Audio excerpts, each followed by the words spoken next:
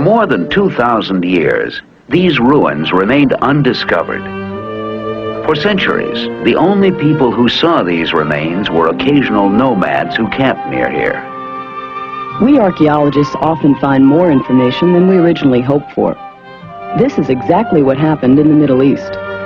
In the 1850s, when archaeologists first came to Iraq, or as it was called then, Mesopotamia, they were looking for the biblical city, Babylon, but they uncovered even older civilizations. The digging started here, in the Fertile Crescent. The land between the rivers looked promising because of the possibilities for irrigation agriculture. Archaeologists knew that early civilizations grew along the banks of major rivers. Here, it was the Tigris and Euphrates. These rivers were fed by waters from the mountains to the north. Not far from here, ancient cities have been discovered. Around 2700 BC, they were populated by Sumerians. In this area, archaeologists have found proof that cereal agriculture was the basis of that civilization. Irrigated fields produced a dependable food supply for Sumerians. They dug ditches and brought river water to their dry lands, the first step toward large-scale farming. Farmers have been irrigating this area for nearly 5,000 years. Canal systems crisscross the whole land. The Sumerians turned the desert into a fertile delta. With an abundant food supply, the population grew, with Sumer divided into several city-states. This pattern was quite different from Egypt, which at the same time was developing into a unified country. We think about 200,000 people lived in a typical Sumerian city-state. The temple was the center of Sumerian city life. At Ur, archaeologists uncovered another temple called a ziggurat. Each city-state was organized around the worship of the deity whose home was the temple. I remember thinking what great shape the Sumerians had to be in. It was a long way up to the high platform, but when I reached the top, I could see the ruins of the entire city. To the right, the river, not far from where it empties into the harbor. In ancient times, merchants sailed the river, trading goods, some going as far as India. They also used wagons for transportation, which brings us to the wheel, one of the Sumerians' greatest contributions to the Western world. If you doubt its importance, just take a look around.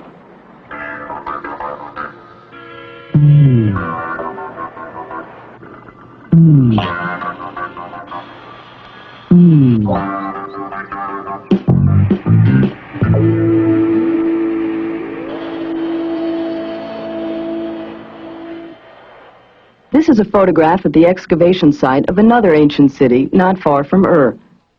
All of the various pots and jars and bowls were found in just one home.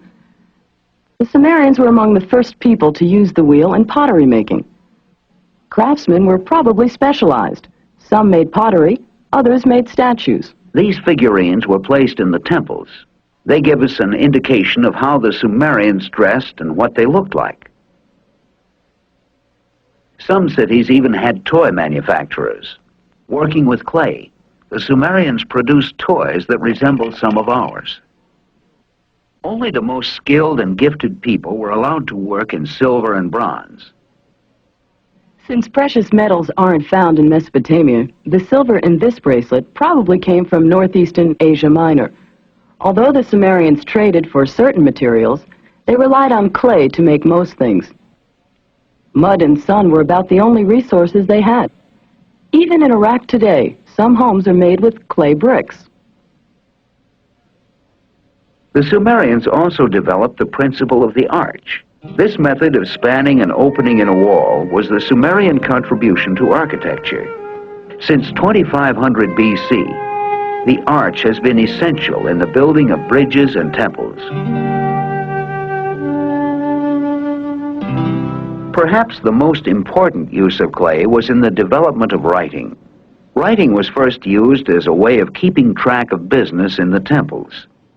More than half of all ancient history was recorded on clay tablets, and this is where it began. Cylinder seals were the first form of written communication. They were used to identify land ownership and water rights. A seal was rolled across a clay tablet, leaving an official mark. In this way, Sumerians notarized documents. These pictographs soon were replaced by cuneiform writing, but even this new method could not eliminate disputes. The cities continued to fight for centuries.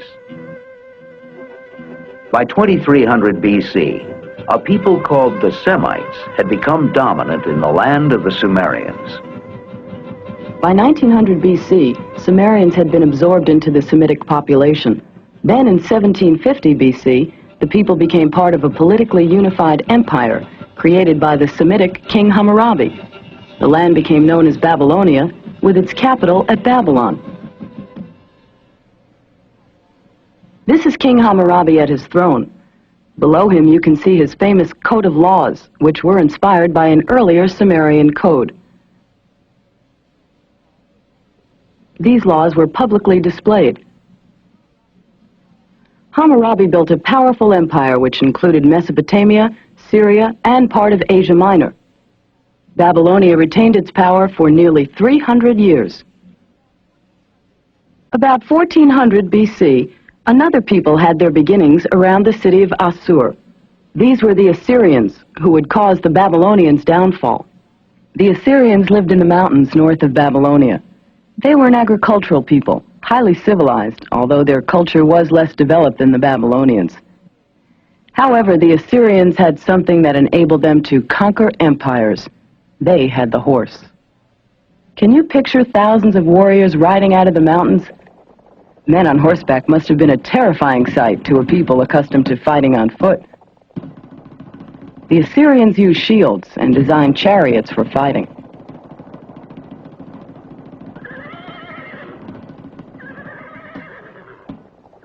The Assyrians established their capital at Nineveh and were invincible until the Chaldean Empire defeated them. Around 570 BC, it reached its height under King Nebuchadnezzar. Power shifted back to Babylon.